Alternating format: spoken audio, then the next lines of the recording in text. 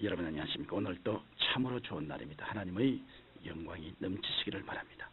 저는 오늘 여러분과 함께 마가복음 11장 20절로 25절의 말씀을 가지고 기도의 법칙과 응답이라는 제목으로 은혜를 나누고자 합니다.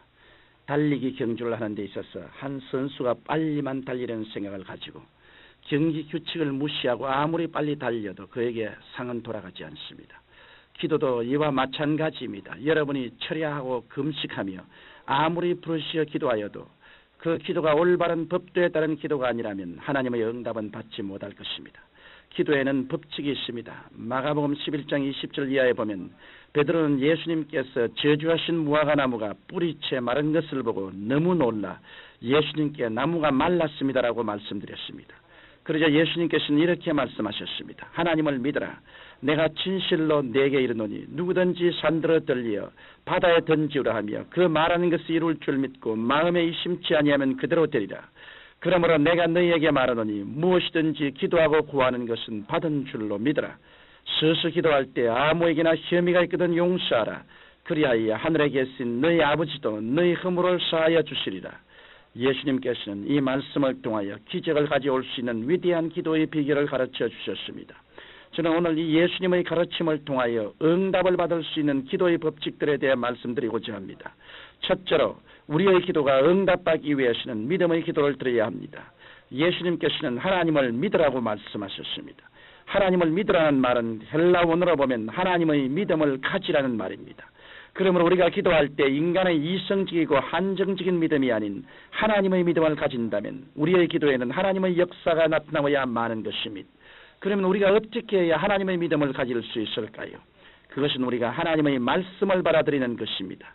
예를 들어 요한복음 3장 16절에 하나님이 세상을 이처럼 사랑하사 독생자를 주셨으니 이는 저를 믿는 자마다 멸망치 않고 영생을 얻게 하려 하심이라고 기록되어 있습니다.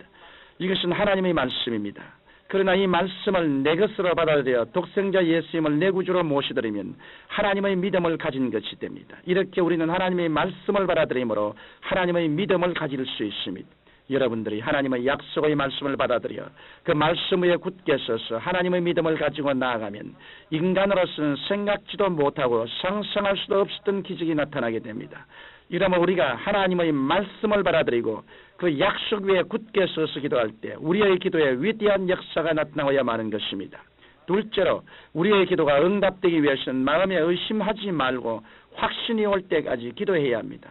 그리고 우리가 물러서지 않는 기도를 하여 확신이 다가왔으면 이제는 담대한 명령을 해야 합니다. 불안과 고통은 떠나갈지어다. 가정은 화평케 될지어다. 이렇게 믿음과 말씀을 일치시켜 시인해야 하는 것입니다. 왜냐하면 말에는 기적을 창조하는 능력이 있기 때문입니다. 회교의 나라 파키스탄에서 복음 전도 집회를 할 때였습니다. 기독교에 대한 제약이 어찌나 심한지 집회에서 마이크를 쓰지 못하도록 당국에서 규제했습니다. 마이크 없이 첫날 집회를 인도했더니 목이 아프고 잘 전달되지 않았습니다. 그래서 하나님께 간절히 기도했습니다. 아버지 하나님, 마이크를 쓸 수 있도록 하여 주시옵소서. 그런데 이튿날 성례장소에 가보니 경찰관 두 사람이 와서 아픈 자녀와 어머니를 위해 기도해 달라는 것이었습니다. 그들에게 병이 낫도록 간절히 기도해 주었더니 경찰들이 스스로 마이크 시설까지 해주는 것이었습니다. 믿음의 기도는 땅에 떨어지지 않고 반드시 하나님께 상달됩니다.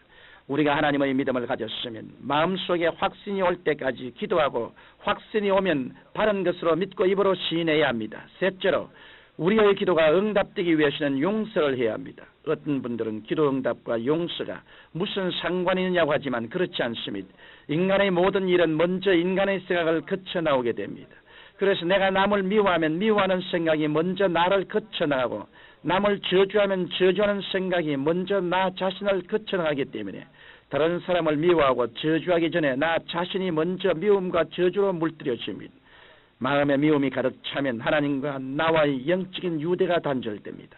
그래서 기도가 응답되지 못하는 것입니다. 이러므로 여러분 가운데 기도하여도 응답되지 못하고 계신 분은 혹시 내가 다른 사람을 미워하고 용서하지 못한 것이 없나 먼저 자신의 마음을 살펴보아야 할 것입니다. 여러분들은 아무리 미운 사람이 있더라도 축복의 말을 해주어야 합니다. 예를 들어 며느리가 하나님이시여 저희 시어머니를 축복해 주옵소서라고 말한다면 그 축복이 먼저 며느리 자신을 축축히 적셔놓고 시어머니에게 가게 되며 시어머니가 주님 며느리를 사랑합니다라고 하면 그 사랑이 먼저 시어머니를 점령하고 며느리에게 가기 때문에 다른 사람을 축복하고 사랑하는 것은 하나님으로부터 응답받을 수 있는 마음의 그릇을 준비하는 일이 되는 것입니다. 성경 로마서 12장 20절에 내 원수가 줄이거든 먹이고 목마르거든 마시오라고 하였습니다. 또 로마서 12장 14절에는 너희를 핍박하는 자를 축복하라고 하였습니다.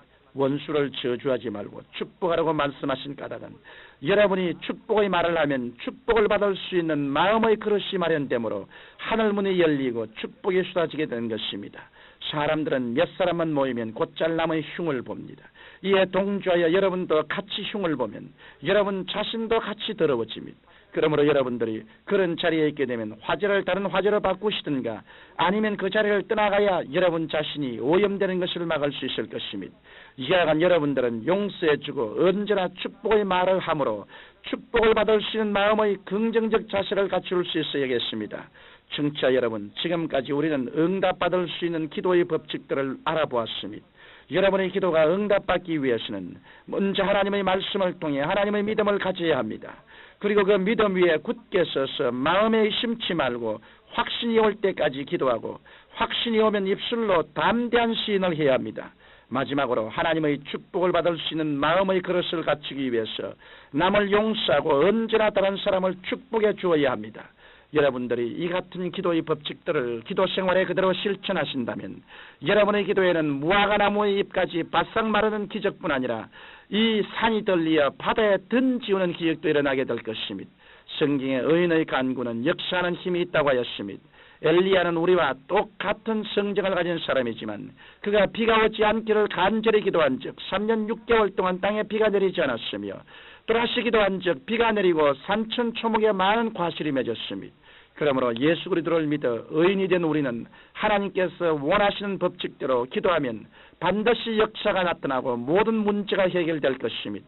하나님께서는 우리를 사랑하시고 축복하시기 때문에 힘을 다하여 시간을 얻든지 멀었든지 기도해야 할 것입니다. 그래서 하나님께서 예비해 주신 축복을 누리며 나누어 주는 생활을 하시기를 주의 이름으로 축원합니다. 살아계신 아버지 하나님, 우리가 다 효과 있고 능력 있는 기도를 하므로 하나님의 영광으로 충만한 삶을 살게 하여 주옵소서. 예수님 이름으로 기도합니다. 아멘.